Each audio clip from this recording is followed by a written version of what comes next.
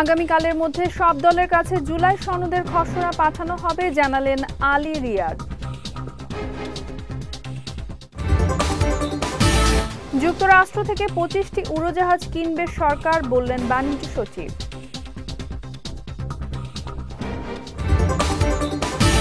এবং রাষ্ট্র কাঠামো সংস্কারের সচেতনভাবে এগুচ্ছে বিএনপি, দাবি মির্জা ফখরুলের।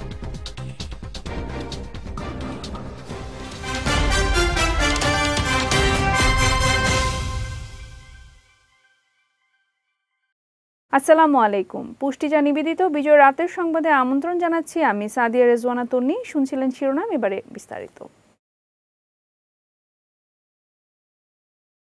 জুলাই সনদের খসড়া আগামীকালের মধ্যে সব রাজনৈতিক দলের কাছে পাঠানো হবে বলে জানিয়েছেন জাতীয় ঐকমত্য কমিশনের সহ সভাপতি আলী রিয়াজ।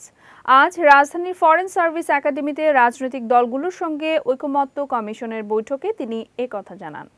সনদের খসড়া নিয়ে সংলাপে আলোচনা করা হবে না জানিয়ে তিনি বলেন, দলগুলো দ্রুত মতামত দিলে সেটা সন্নিবেশিত করা হবে। প্রাথমিক সনদে ভূমিকা পটভূমি এবং কমিটমেন্টের জায়গা থাকবে। এই সময় জাতীয় সনদ সইয়ের জন্য চলমান আলোচনায় একটি দিন বরাদ্দ রাখা হবে উল্লেখ করে 31 জুলাইয়ের মধ্যে ঐকমত্য কমিশনের আলোচনা শেষ করা হবে বলেও জানান আলী রিয়াজ। আলোচনার যে কোনো প্রক্রিয়া 31শে জুলাইয়ের মধ্যে সমাপ্ত করতে হবে। সনদের যে প্রাইমারি টেক্সট শুধুমাত্র ওইগুলি বাদ দিয়ে, যেগুলোতে একমত হয়েছে সেগুলো বাদ দিয়ে তার বাইরে যে ভূমিকা এবং কমিটমেন্টের জায়গাগুলো তার একটা খসড়া কমিশন তৈরি করেছে এবং কমিশন আগামীকালের মধ্যে সকল রাজনৈতিক দলের কাছে খসড়া প্রেরণ করবে। যুক্তরাষ্ট্রের বিমান কোম্পানি বোয়িং থেকে 25টি উড়োজাহাজ কেনার জন্য অর্ডার দেওয়া হয়েছে বলে জানিয়েছেন বাণিজ্য সচিব মাহবুবুর রহমান। আজ সচিবালয়ে সাংবাদিকদের সঙ্গে আলাপকালে একথা জানান তিনি। সচিব বলেন, বোয়িংয়ের ব্যবসা যুক্তরাষ্ট্র সরকার করে না, করে বোয়িং কোম্পানি। বাংলাদেশ বোয়িং থেকে 25টি উড়োজাহাজ কেনার জন্য অর্ডার দিয়েছে, যেমনটা দিয়েছে ভারত, ভিয়েতনাম এবং ইন্দোনেশিয়া। বোয়িং কোম্পানি ক্যাপাসিটি অনুযায়ী উড়োজাহাজগুলো সরবরাহ করবে জানিয়ে তিনি আরও বলেন, এগুলো সরবরাহ করতে তারা অনেক সময় নেবে। এদিকে আগামী 1 আগস্ট থেকে বাংলাদেশের উপর যুক্তরাষ্ট্রের বাড়তি শুল্ক কার্যকর হতে যাচ্ছে। এর মধ্যেই সরকারের এই উদ্যোগকে কৌশল হিসেবে দেখা হচ্ছে। আমরা 25টি বোয়িং এর জন্য অর্ডার দিয়েছি। এরকম অর্ডার কিন্তু যেমন ভারত দিয়েছে 100টার, ভিয়েতনাম দিয়েছে 100টার, ইন্দোনেশিয়া দিয়েছে 50টার, এরকম বিভিন্ন দেশ দিয়েছে। পলিথিন শপিং ব্যাগ অনেক আগে থেকে নিষিদ্ধ এবং তা কার্যকর করার চেষ্টা করছেন উল্লেখ করে পলিথিন ব্যবহার পরিহার করার আহ্বান জানিয়েছেন পরিবেশ উপদেষ্টা সৈয়দা রিজওয়ানা হাসান। বিকেলে রাজধানীর বনভবনে আয়োজিত জাতীয় বৃক্ষ মেলা 2025-এর সমাপনী অনুষ্ঠানে তিনি এই আহ্বান জানান। এই সময় এখনও যারা পরিবেশকে নিয়ে ছবি আঁকেন তারা পরিবেশকে ভালোবেসেই ছবি আঁকছেন বলেও মন্তব্য করেন তিনি। আমরা কিন্তু পলিথিন শপিং ব্যাগ ব্যবহারটা অনেক আগে থেকেই নিষিদ্ধ, আমরা সেটা কার্যকর করার চেষ্টা করছি।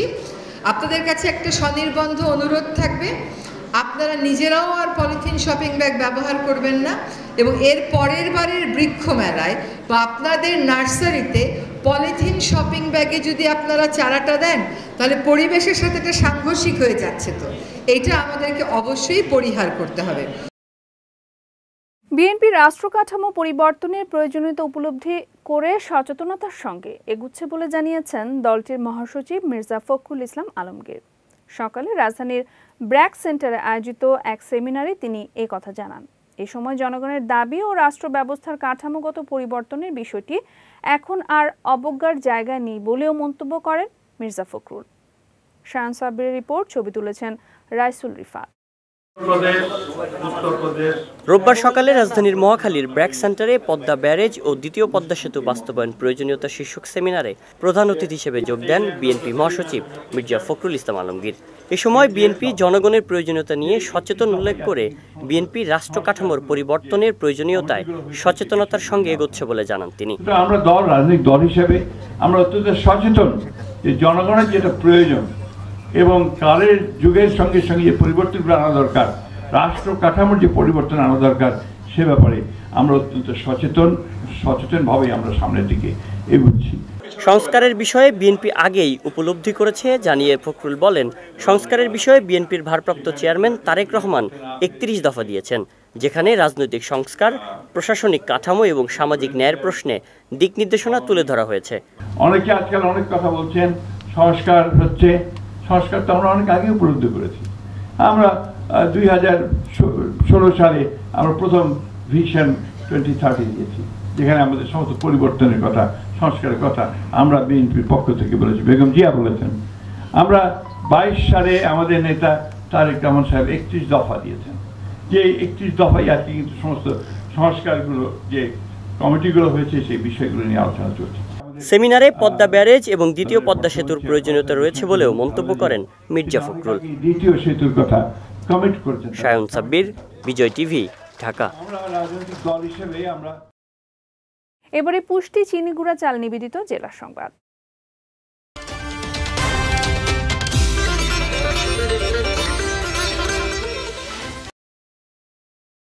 বিগত সময়ে সরকারি পৃষ্ঠপোষকতায় দেশে মানবাধিকার লঙ্ঘন হয়েছে, যা আন্তর্জাতিকভাবে নথিভুক্ত বলে মন্তব্য করেছেন মৎস্য ও প্রাণী সম্পদ উপদেষ্টা ফরিদ আক্তার। আজ সাভারের গণস্বাস্থ্য কেন্দ্রের PHA ভবনে আয়োজিত জুলাই স্মৃতিচারণ ও আলোচনা সভায় তিনি এই মন্তব্য করেন। উপদেষ্টা বলেন, বর্তমান সরকার অহেতুক মারণাস্ত্র ব্যবহার বা কঠিনভাবে দমন না করে শান্তিপূর্ণভাবে সকল সমস্যার সমাধানে বিশ্বাসী। এ সময় মব তৈরির বিষয়টি সামাজিকভাবে নিয়ন্ত্রণের আহ্বান জানান উপদেষ্টা ফরিদ আক্তার। সভায় ঢাকায় জাতিসংঘের মানবাধিকার অফিস থাকলে ভবিষ্যতে দেশে মানবাধিকার সমুন্নত থাকবে বলেও আশা প্রকাশ করেন তিনি। অনুষ্ঠানে গণ বিশ্ববিদ্যালয়ের উপাচার্য আবুল হোসাইন সহ অনেকেই উপস্থিত ছিলেন। যেই আসুক ক্ষমতায়, তারা সবাই প্রত্যেকে একটা থাকবে যে আমাদের মানবাধিকার রক্ষার বিষয়ে আমরা খুবই সচেতন এবং আমরা সেটা রক্ষা করতে চাই। এবং যেহেতু জাতিসংঘ এই ব্যাপারে সক্রিয়, তারা তাদের অফিস রেখে এটাকে করতে চাচ্ছেন, আমরা তাতে সম্মতি জানিয়েছি। চট্টগ্রামে চিকুনগুনিয়া পরিস্থিতি মোকাবেলায় সিটি কর্পোরেশনের 100 দিনের ক্র্যাশ প্রোগ্রাম চলছে বলে জানিয়েছেন চশিক মেয়র ডাক্তার শাহাদাত হোসেন। দুপুরে চট্টগ্রাম সিটি কর্পোরেশন মিলনায়তনে আয়োজিত সংবাদ সম্মেলনে তিনি একথা জানান। বলেন, নগরীর 5টি ওয়ার্ডে ডেঙ্গু ও চিকুনগুনিয়ার প্রাদুর্ভাব বেড়ে যাওয়ায় সেসব স্থানে জরুরি সেবা কাজ বাড়ানো হয়েছে। সেই সঙ্গে নগরীতে মশক নিধন কার্যক্রম চলমান আছে। এছাড়া নগরীর 1600 কিলোমিটার নালা সুরক্ষার জন্য নতুন একটি প্রকল্পের পাশাপাশি সিটি কর্পোরেশন একটি ড্রেনেজ মাস্টার প্ল্যান তৈরির কাজ শুরু করবে বলেও জানান সিটি মেয়র। এ সময় চশিকের ঊর্ধ্বতন কর্মকর্তারা উপস্থিত ছিলেন। যেসব ওয়ার্কশপ আছে, ওয়ার্কশপে খোলা ওয়ার্কশপ পাশে সেগুলো ফেলে দিচ্ছে, সেখানে কিন্তু টায়ারের ভিতরে পানি জমে, সেখানে এডিস মশার লার্ভা। এবং বাসায় যেগুলো টব আছে, টবের মধ্যেও প্রচুর পরিমাণ পানি সেখানে জন্মে, পানি আমরা অতিরিক্ত পানি দিয়ে দিচ্ছি, বর্ষার পানি পড়ছে। এগুলোর ব্যাপারে আমাদেরকে সতর্ক থাকতে হবে। নোয়াখালীর কোম্পানিগঞ্জে পুকুরে ডুবে মোহাম্মদ ইব্রাহিম ও নাদিম হোসেন নামে 2 শিশুর মৃত্যু হয়েছে। সকালে উপজেলার চর পার্বতী ইউনিয়নের 4 নম্বর ওয়ার্ডের রবিউল লালের বাড়িতে এই ঘটনা ঘটে। প্রত্যক্ষদর্শীরা জানায়, ইব্রাহিম ও নাদিম সম্পর্কে আপন 2 চাচাতো ভাই। সকালে তারা বাড়ির উঠানে একসঙ্গে খেলতে গিয়ে নিখোঁজ হয়। বিষয়টি স্বজনরা টের পেলে খোঁজাখুঁজির পর পুকুরে জাল ফেলে তাদের মরদেহ পাওয়া যায়। এদিকে বিষয়টি নিশ্চিত করে কোম্পানিগঞ্জ থানার পরিদর্শক তদন্ত বিমল কর্মকার জানান, এই ঘটনায় নিহত শিশুদের পরিবারের সঙ্গে আলোচনা করে আইনগত ব্যবস্থা নেওয়া হয়েছে।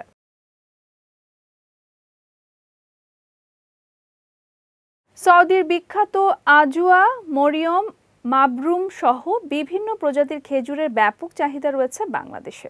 আর এসব খেজুরের চাহিদা আকাশ ছোঁয়া হয় রমজান মাসে। তবে এবার মরুর দেশ সৌদি নয়, এসব জাতের খেজুরের চাষ হচ্ছে দেশেই।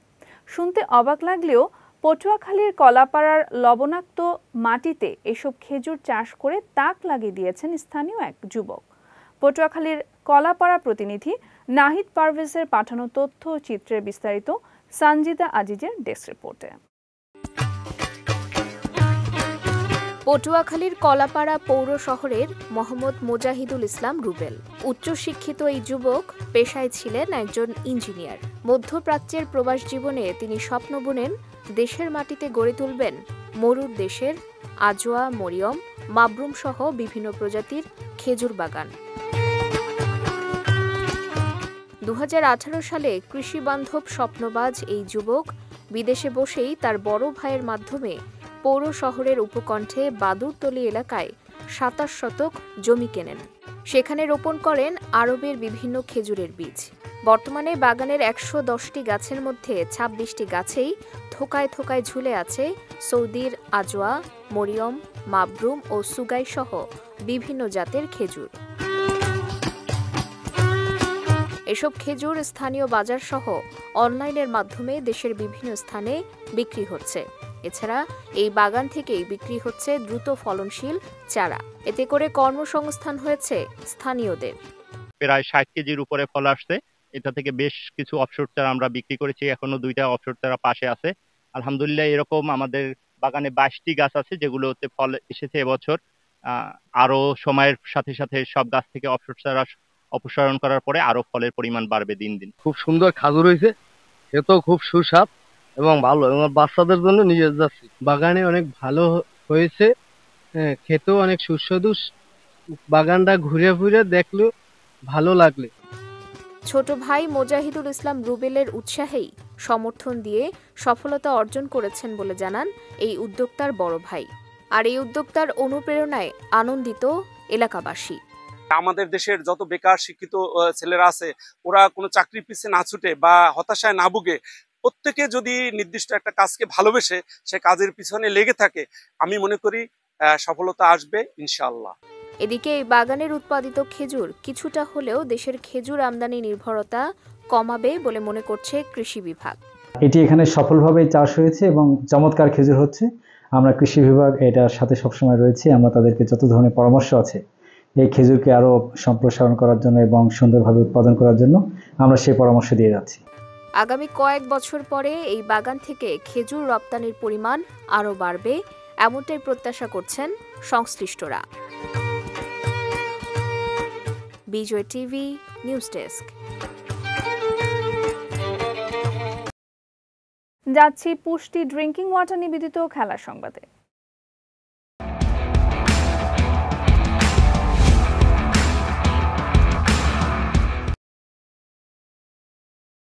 সদ্য সমাপ্ত বাংলাদেশ পাকিস্তান টি-20 সিরিজে টিকিট বিক্রি থেকে বাংলাদেশ ক্রিকেট বোর্ড আয় করেছে প্রায় 3 কোটি টাকা। সাম্প্রতিক সময়ে এটি বিসিবির সর্বোচ্চ টিকিট আয়ের রেকর্ড। তবে শুধু আয় নয়, মানবিক উদ্যোগেও এগিয়ে এসেছে বিসিবি।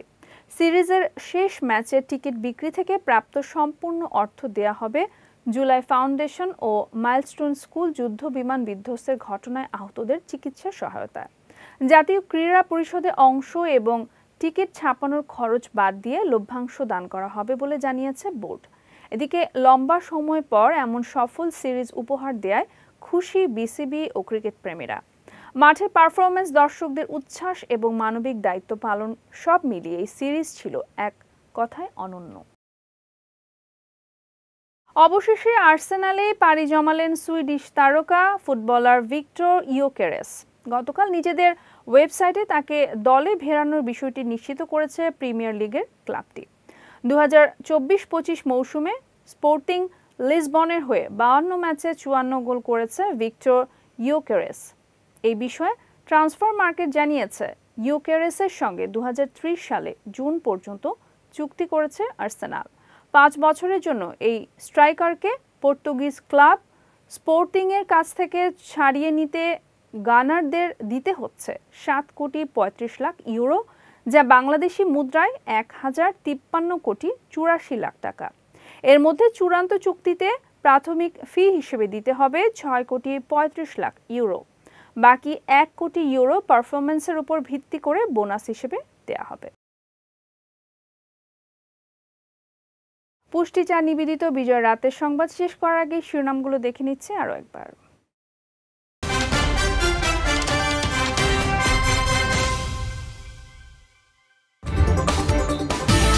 আগামীকালের মধ্যে সব দলের কাছে জুলাই সনদের খসড়া পাঠানো হবে, জানালেন আলী রিয়াদ।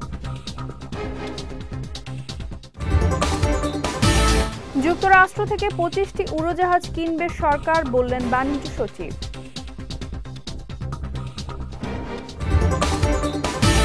এবং রাষ্ট্র কাঠামো সংস্কারের সচেতনভাবে এগুচ্ছে বিএনপি, দাবি মির্জা ফখরুলের।